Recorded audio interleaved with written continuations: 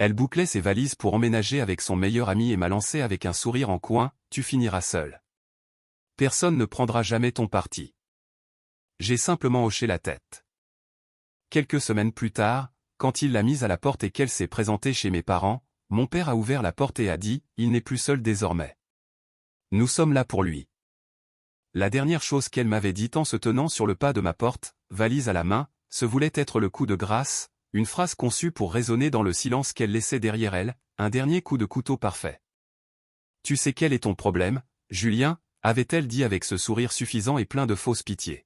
« Tu as passé toute ta vie à essayer de prouver que tu es différent d'eux, et tu te retrouves avec rien. Tu resteras seul pour toujours. Personne ne se rangera jamais de ton côté. » Elle parlait de ma famille, et le pire, c'est que j'étais terrifié à l'idée qu'elle ait raison. Je n'ai pas discuté, je n'ai pas essayé de la retenir, je suis juste resté là, dans l'entrée de la maison que j'avais bâtie de mes propres mains, et j'ai hoché la tête en la regardant descendre l'allée vers la voiture de son meilleur ami qui l'attendait. Monter dedans et démarrer sans un regard en arrière, puis j'ai fermé la porte et le silence qu'elle m'avait promis a commencé. Je m'appelle Julien, j'ai 37 ans et je dirige une entreprise de conception et de construction de maisons individuelles sur mesure. Je suis charpentier de formation, bâtisseur par vocation, je travaille avec mes mains et je trouve une satisfaction immense à créer du concret et du solide à partir d'un tas de bois et de plans d'architecte. Ma copine Élodie, 34 ans, vivait avec moi depuis 3 ans. Elle était belle, charmante, et profondément, fondamentalement honteuse de ce que je faisais dans la vie. Je viens d'une famille d'universitaires et de professions libérales, mon père, Philippe, est un éminent professeur d'histoire à la Sorbonne, ma mère, Catherine, est une historienne de l'art respectée et ma sœur aînée, Hélène, est associée dans un grand cabinet d'avocats parisien. Ce sont des gens qui vivent dans un monde de théorie, de débats, de mots, alors que j'étais le fils qui avait choisi la sciure et la corne sur les mains, le mouton noir qui avait troqué le doctorat contre une ceinture à outils. Ils ne m'ont jamais dit qu'ils étaient déçus, pas avec ces mots-là, mais je le sentais dans la façon dont mon père me présentait comme travaillant dans le bâtiment avec un ton d'excuse. Dans la manière dont ma mère suggérait doucement que je change de chemise avant le dîner si nous avions des invités, c'était là dans cette condescendance subtile et infinie. Je pense qu'il m'aimait, mais il ne respectait pas ma vie. Élodie avait repéré cette dynamique dès le premier jour et elle s'en nourrissait. Elle adorait la magnifique maison que j'avais construite, la sécurité financière que mon entreprise offrait, mais elle traitait mon travail comme un secret inavouable. Quand nous étions avec ses amis, elle me décrivait comme un promoteur immobilier, et quand nous étions avec ma famille, elle s'alignait subtilement avec eux, parlant d'art et de littérature, me laissant en marge de la conversation comme l'homme simple qui payait les factures. Son meilleur ami, un agent immobilier m'as-tu vu nommé Guillaume, était l'incarnation parfaite de la vie qu'elle pensait mériter, avec ses costumes sur mesure, sa grosse berline allemande et pas une trace de saleté sous les ongles. Leur amitié avait toujours été un peu trop proche à mon goût, pleine de private jokes et de SMS tardifs qu'elle me cachait. Je savais qu'il se passait quelque chose, mais je ne voulais pas y croire. La fin est arrivée vite, Guillaume a eu une chambre qui s'est libérée dans son grand appartement du 16e arrondissement, et Élodie a annoncé qu'elle emménageait avec lui, présentant cela comme une opportunité pour sa carrière, une chance d'être plus près du centre de Paris et de ses clients. Mais nous savions tous les deux ce qu'il en était réellement, elle passait à la gamme supérieure. En me lançant sa pique d'adieu, elle utilisait ma plus grande insécurité contre moi car elle avait vu comment ma famille me traitait, elle avait vu leur désapprobation silencieuse et elle était persuadée qu'en cas de conflit, ils la verraient comme la femme sophistiquée et lésée. Et moi comme l'homme simple et inculte qui l'avait déçue. Elle croyait que j'étais complètement et irrémédiablement seul.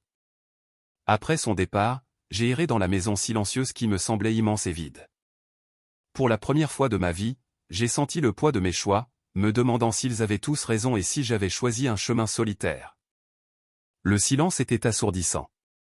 J'ai passé les 2 jours suivants dans le brouillard, allant au travail, rentrant chez moi pour fixer les murs, mais le 3e jour, j'ai touché le fond, la solitude était écrasante. J'ai repensé à ces mots, personne ne prendra jamais ton parti, et j'ai réalisé que je devais savoir si elle avait raison. J'ai dû passer le coup de fil que j'évitais depuis des années. J'ai pris mon téléphone et j'ai appelé mon père qui a répondu à la 2e sonnerie, sa voix toujours aussi formelle et distante.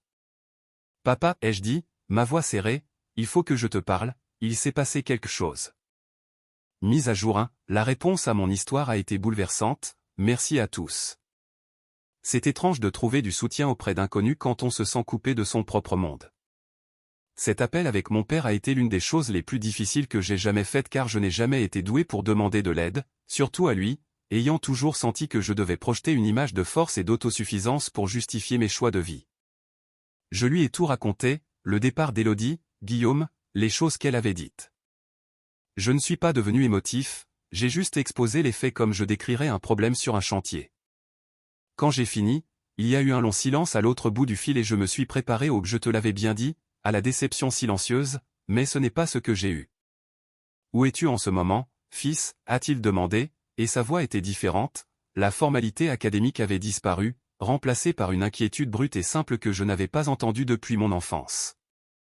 Je suis à la maison, ai-je dit. Reste là, ta mère et moi arrivons. Il a raccroché. 1 heure plus tard, la voiture de mes parents s'est garée dans mon allée. Mon père est sorti, suivi de ma mère, et pour la première fois, il semblait regarder ma maison non pas comme un chantier de construction mais comme mon foyer. Mon père est entré, a regardé les espaces vides où se trouvaient les affaires d'Élodie, puis il m'a regardé et a simplement ouvert ses bras pour me serrer contre lui. C'était une vraie étreinte, forte et solide, qui a brisé quelque chose en moi qui était muré depuis des années. Ma mère m'a serré ensuite, sa main derrière ma tête comme elle le faisait quand j'étais gosse. Nous nous sommes assis dans le salon et nous avons parlé, vraiment parlé. Je leur ai raconté mes années à me sentir comme une déception, cette condescendance subtile qui m'avait éloigné. Le visage de mon père était un masque de douleur. Julien, a-t-il dit, la voix chargée d'émotion, nous avons eu tort. Nous étions tellement pris dans notre propre monde, dans notre propre définition du succès, que nous n'avons pas vu l'homme incroyable que tu es devenu. Nous étions fiers de toi, nous avons juste été nuls pour le montrer. Ma sœur Hélène est arrivée un peu plus tard, mon père avait dû l'appeler. Elle est entrée, a jeté un coup d'œil à mon visage et son allure habituelle d'avocate tranchante a fondu. Elle m'a serré dans ses bras et a chuchoté, « Je suis tellement désolé, Julien. Elle n'a jamais été assez bien pour toi. » Ce soir-là, ma famille n'est pas repartie. Ma mère a préparé le dîner dans ma cuisine, mon père et moi nous sommes assis sur la terrasse pour boire un whisky en parlant de ses dernières recherches et de mon nouveau projet, et Hélène m'a aidé à mettre en carton les dernières affaires qu'Élodie avait laissées. Pour la première fois de ma vie, mes deux mondes, ma famille et ma maison, ne faisaient plus qu'un. Le lendemain, j'ai commencé à reprendre le contrôle. Je ne suis pas quelqu'un de vindicatif, mais je suis pragmatique. Élodie était un gouffre financier depuis des années, j'avais remboursé son prêt étudiant d'école de commerce, payé les traites de sa voiture et financé son entreprise de consulting inexistante par amour, mais je voyais maintenant cela comme un passif. J'ai appelé ma banque pour désolidariser nos comptes, je l'ai retiré de mes cartes de crédit, j'ai appelé la concession automobile pour les informer que je ne ferais plus les paiements du leasing qui était à mon nom et qu'elle devrait se débrouiller pour obtenir un financement seule. Son appel est arrivé 2 jours plus tard, elle était furieuse car sa carte avait été refusée dans une boutique de luxe. « Qu'est-ce que tu as fait, Julien ?» a-t-elle exigé. « J'ai sécurisé mes finances, Élodie, ai-je répondu calmement. Notre arrangement est terminé. Tu voulais être indépendante, maintenant tu le es. Elle a hurlé, tu ne peux pas juste me couper les vivres. J'ai des dépenses. Guillaume ne va pas tout payer. Et voilà, la première fissure dans sa nouvelle vie parfaite, Guillaume, l'agent immobilier m'as-tu vu, n'était pas le pourvoyeur qu'elle imaginait. Ça ressemble à un problème que Guillaume et toi devez résoudre, ai-je dit. De mon côté, tout est en règle. J'ai raccroché. Ma famille a été mon roc. Mon père m'appelle tous les jours, ma sœur m'aide avec la paperasse juridique pour protéger mon entreprise et mes actifs, ma mère passe parfois avec des courses ou juste pour discuter. Il me montre par des actes, et pas seulement des mots, que je ne suis pas seul. Élodie était si sûre de connaître ma famille, elle a pris leur snobisme intellectuel pour un manque d'amour, pensant qu'il serait de son côté, celui de la sophistication et de l'ambition, mais elle n'a jamais compris que les liens du sang sont plus forts que la prétention. Elle a fait une erreur de calcul fatale, elle a essayé de m'isoler, ce faisant, elle a ramené ma famille vers moi, plus soudée que jamais. Mise à jour 2, les 2 dernières semaines ont été une leçon sur la décomposition rapide d'une vie bâtie sur des fondations fragiles. Alors que ma propre vie s'est remplie d'une chaleur et de retrouvailles inattendues, celle d'Élodie a, d'après ce que j'ai compris, complètement implosé. Sa vie avec Guillaume s'est avérée être bien loin du fantasme qu'elle avait imaginé. Guillaume était ravi d'avoir une belle femme pleine d'esprit à son bras dans les soirées mondaines, mais il n'avait aucune intention de financer son train de vie, il était, de l'avis de tous, incroyablement radin, s'attendant à ce qu'elle paie la moitié du loyer de son appart chic. La moitié des factures, la moitié de tout. Le problème, c'est qu'Élodie n'avait aucun revenu, son activité de consultant étant une fiction que je subventionnais. La voiture a été le prochain domino à tomber. Sans mes paiements, la société de leasing s'est manifestée et comme elle ne pouvait pas justifier de revenus pour un financement, le cabriolet élégant dans lequel elle adorait être vue a été saisi dans le parking de l'immeuble de Guillaume la semaine dernière. L'humiliation a été profonde. Ses amis, ceux qui l'avaient encouragé à me quitter, se sont soudainement fait rares car il faisait partie de son style de vie ambitieux et, sans argent pour financer les déjeuners, le shopping et les week-ends, elle ne leur était plus d'aucune utilité. La goutte d'eau pour Guillaume a été le prêt étudiant, celui que j'avais soldé. Ce qu'elle ne savait pas, c'est que j'avais payé la somme finale avec un chèque de mon compte professionnel et que ma sœur, l'avocate, avait rédigé un document formel, une reconnaissance de dette, encadrant cela comme un prêt personnel de ma part avec une clause résolutoire exigeant le remboursement si notre relation prenait fin dans les 5 ans. C'était une protection juridique sur laquelle Hélène avait insisté et, à l'époque, je trouvais ça inutile, mais j'en vois maintenant le génie. Ma sœur a envoyé une mise en demeure formelle à Élodie à l'adresse de Guillaume, exigeant le remboursement immédiat du prêt de 48 000 €. Cela a apparemment signé la fin de Guillaume qui, non seulement refusait de payer ses factures, mais était terrifié à l'idée d'être associé à ses dettes. Il lui a dit qu'elle était un naufrage financier et qu'elle avait une semaine pour sortir ses affaires de son appartement. Elle n'avait nulle part où aller, ayant coupé les ponts avec sa propre famille il y a des années pour une histoire d'argent, ses amis avaient disparu, elle était fauchée, endettée et sur le point de devenir SDF. Alors, elle a joué la seule carte qu'elle pensait avoir encore, elle a décidé d'aller voir ma famille. Elle a dû répéter son discours tout le long du trajet vers la maison de mes parents en banlieue, avec une histoire toute prête, j'étais devenu instable, je l'avais jetée dehors sans raison, j'essayais de la ruiner financièrement, elle avait peur pour moi et pour elle-même. Elle comptait faire appel à leur sens des convenances, à leur désir d'éviter un drame public désordonné, elle allait jouer la femme raisonnable et sophistiquée, et moi l'ex-ouvrier fou qui avait perdu la tête. Elle était si sûre qu'il prendrait son parti. Elle s'est présentée sur leur perron samedi dernier après-midi. Je n'étais pas là. Mon père m'avait appelé le matin même pour m'inviter à dîner, mais en me demandant de venir un peu plus tard, vers 19 h. Je ne savais pas pourquoi à ce moment-là, mais maintenant je sais, il voulait gérer ça lui-même. Dernière mise à jour, j'écris cette dernière mise à jour non pas parce qu'il y a plus de drame, mais parce que l'histoire a trouvé sa véritable fin.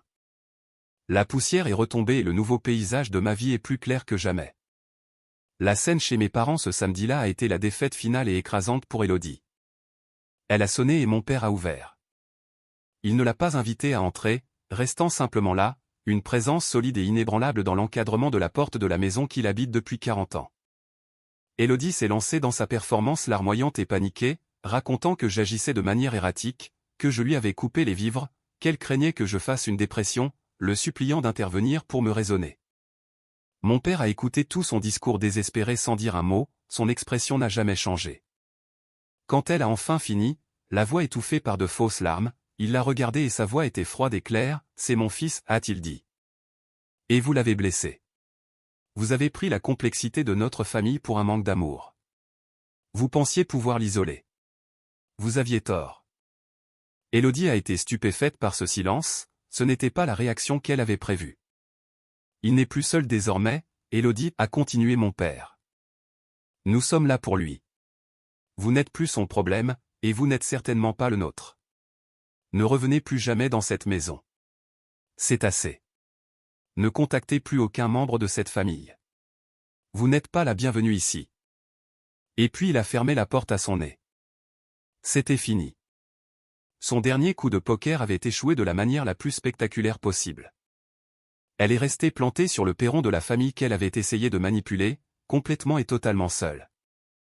Sa vie depuis lors n'a été qu'une série de conséquences, elle a dû retourner dans sa ville natale, un endroit qu'elle prétendait mépriser, elle vit dans un petit studio au-dessus d'un garage payé par une tante réticente et travaille comme serveuse.